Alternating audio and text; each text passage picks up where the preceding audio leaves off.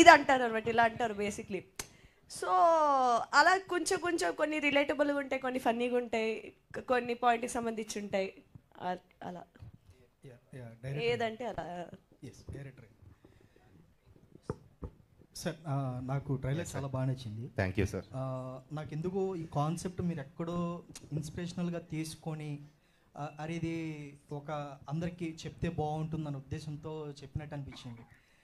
అంటే మీకు అసలు ఈ స్టోరీ చేయడానికి అసలు మీ ఇన్స్పిరేషన్ ఏంటి? మీరు ఎక్కడైనా పాయింట్స్ తీసుకొని ఇవ్వడం రియల్ లైఫ్లో? స్టోరీ యాక్చువల్గా ఒక ట్విస్టెడ్ లైన్ అండి, అది ఇంట్రెస్టింగ్ లైన్. ఆ లైన్ నేను నవదీప్ చెప్పినప్పుడు డెవలప్ చేద్దాం సార్ అని అన్నారు. సో డెవలప్ చేసినప్పుడు నేను నా ఓవరాల్ లైఫ్లో నేను అబ్జర్వ్ చేసిన characters and drama conflict create అయ్యి ముందుకు వెళ్ళాలి కదా. డ్రామా ఊరినే కన్వీనియన్స్ కోసం సీన్ రాయడం కాదు, ఆ కాన్ఫ్లిక్ట్ క్యారెక్టర్లోంచి రావాలని చెప్పి నా లైఫ్లోంచి నా రెఫరెన్సెస్ పాయింట్స్ నుంచి తీసుకున్న క్యారెక్టర్స్ అన్నమాట ఇవి.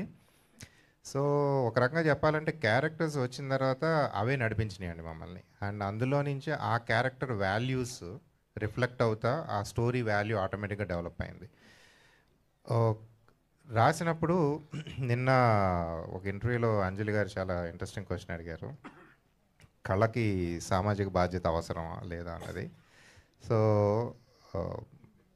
రాసినప్పుడు at the end of the day ఒక అండర్లయింగ్ ఒక వాల్యూ ఆఫ్ ద స్టోరీ అనేది మిస్ అవ్వకుండా వెళ్ళామన్నమాట. సో ఇన్ ఏ నట్షెల్ ఒక మెసేజ్ ఇద్దామని తీసిన సినిమా కాదు, బట్ ఆ క్యారెక్టర్ వాల్యూస్ అయితే మీకు రిఫ్లెక్ట్ అవుతాయి ఆటోమేటిక్గా. That becomes the value of the story. అంతే. Thank you. చాందిని గారు,